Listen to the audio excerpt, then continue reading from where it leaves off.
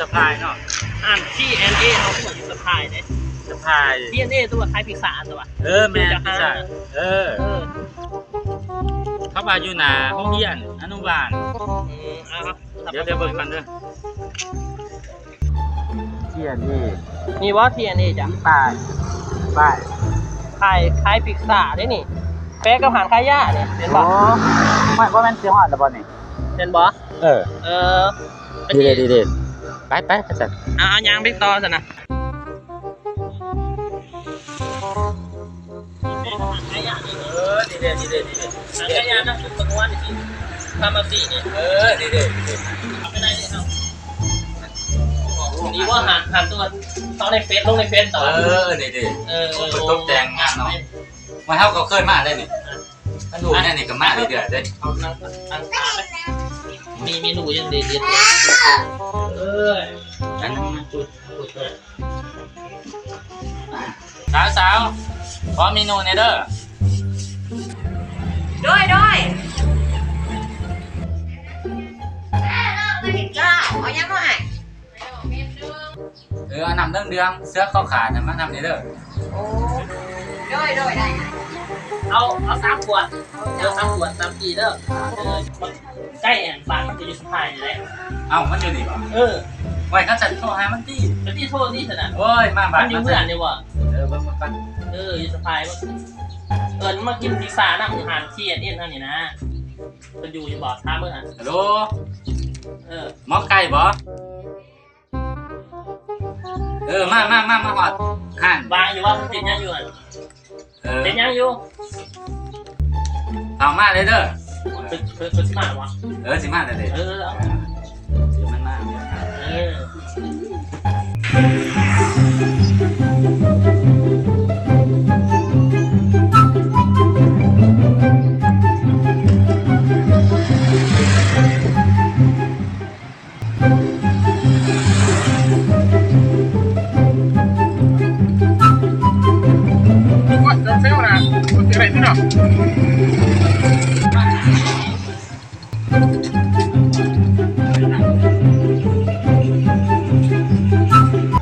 เด็ดมากเลยไปจะได้มาทักมาหอดวะก็ต้องมาหอดยังวะกำลังซักเครื่องให้เมียเนี่ยยังวะเนี่ยหนาวตายจะมาย่างเนาะซักเครื่องต้องเด็ดยังวะเนี่ยหายเลยอยู่เนี่ยว้าวแล้วเนี่ยโตก็หายเลยกี่ไม่หรอหายแล้วมันจะจัดมันจะขึ้นหนีหายเป็นยังคือประจันแต่เมียจันเหลี่ยเลยนี่จะคือจะมาหายเนาะเนี่ยคอยไปอาบน้ำ2-3 วันเมียก็เลยกูให้นอนน้ำมันกับแม่แล้วเมียของกระตังเนาะอาบก็ได้ก็อาบก็ได้เลยอาการจิตใจกี่ไข่โบเกียเลยทั่วสั่นอะไรทำเมียยังไงเนาะแสดงว่าเมียจะโซโคขนาดนั้นกันน้อยนะเนี่ยเฮ้านี่บริโซโคเลยแต่ว่าเฮ้านี่มันโซโคขนาดนั้นนะเพราะว่าเมียบริโนอนเอานอนน้ำพ่อไปทีมแล้วหน่อยน้ำดิกี้วะน้องดิกี้เหรอเจ้าก็ต้องกินว่าเบาดินแม่สิบอกมารุ่นใช่ไหมอันนั้นเมนูได้ละไอ้ใส่แกงว่ะ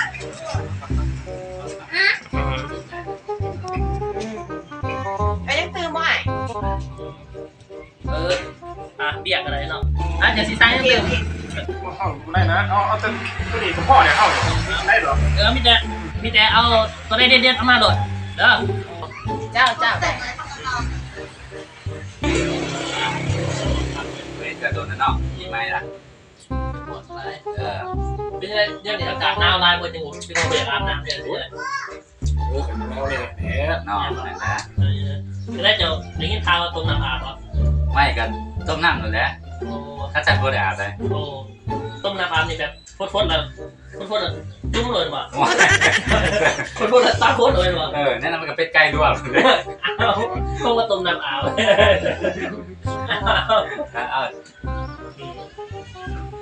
น่าแหละแนวเด็ดมียังเนาะนี่เนาะมียังนี่นะเ ยอดกระถิน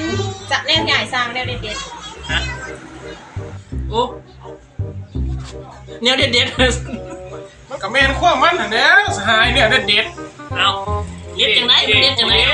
อธิบายสู่ฟังเบิ่งคำบอกเข้าใจเลยนี่ พม่านี่เด็ดนี่ โอ้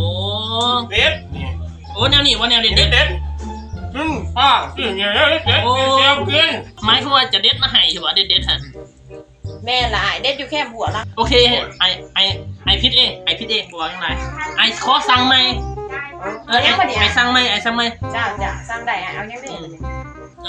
ตัวเด็ดนี่บอกเอาแล้วมีแต่ว่าอยู่หาดมีเมนูยังแน่ลองแนะนำเบิ่ง โอ้ขันจันสิให้เอื่อยเจ้าของหาแล้วมาแนะนำให้เด้อจะได้สบายดีได้ระบบเมนูเด็ดๆเด็ดชุดเลย ได้เลยดิเมนูเด็ด ทางอยู่ดี เด็ดสมซื่อดิเอาเป็นว่าเอาเมนูธรรมดาซะเด็ดว่าดอกเนาะ เด็ด เมนูธรรมดาของอาหารเพิ่นเนาะมีหยังแน่ แต่คนเด็ดผุดได้เลยแต่คนเด็ดผุดได้เลย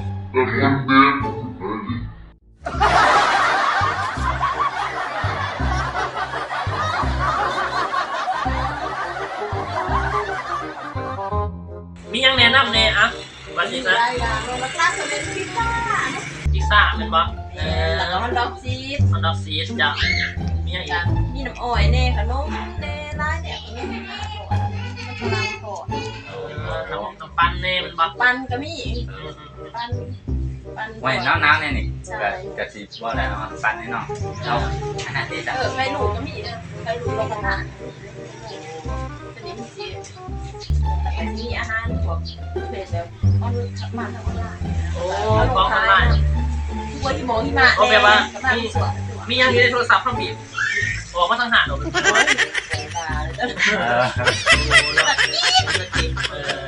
ทำ DNA เท่านี้มีพิซซ่ามาตัวร้านมันบ่ ซาฟ้าหัวกระดูกด็อกซีดเน่ โอ้เปิดขายจะพวกนี่เนาะ เน่นั่นพวกแบบอาหารแบบกินดิบนะ กินอะไรก็เลี้ยงกินไม่ดีใช่ไหม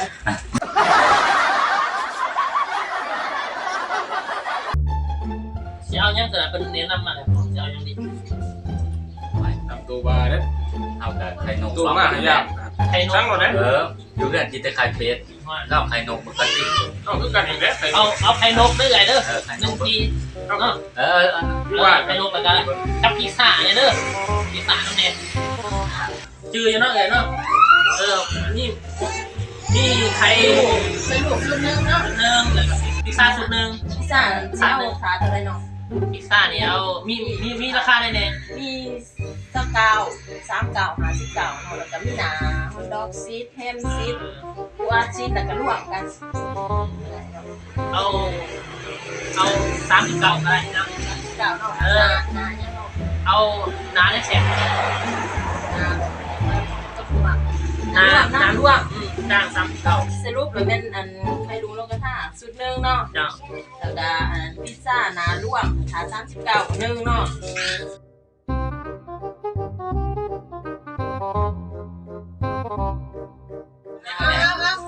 ฮะไม่ถูกบ่อันนึงบ่เอาหนึ่งบ่ นี่บ่เงินไปสิไปถาม ครับ โมเมนต์นั่นเดียวเลยครูนึง ว่าของหวานอันเดียวเนาะบัวคูหนึ่งเนาะเอาไปสินะ อีมันเว็บอันนี้เว้ย อีมันบ่เสียบร้ายเนาะ เสร็จไหม ห้องไก่อีเบิร์ดในทีวีนี่ได้เบิร์ดถ้ายองเลยที่ ยกบ่สินะไม่เข้าผ่าน ตัวได้ป่ะอยู่ ยกขึ้นยกตั้งจอบโป่งลงมาเลย ป้อง โป่งลงนะพายกตะวัน โอ้ ผมเป็นแนวนั้นเอาตั้ม ตั้ง ตั้ม โป่งตั้ง มันละกินมันตั้มกับโป้ง กับแมนนะเบิร์ดกันเบิร์ดได้ ขักลาย ขนาดเจอกันไหม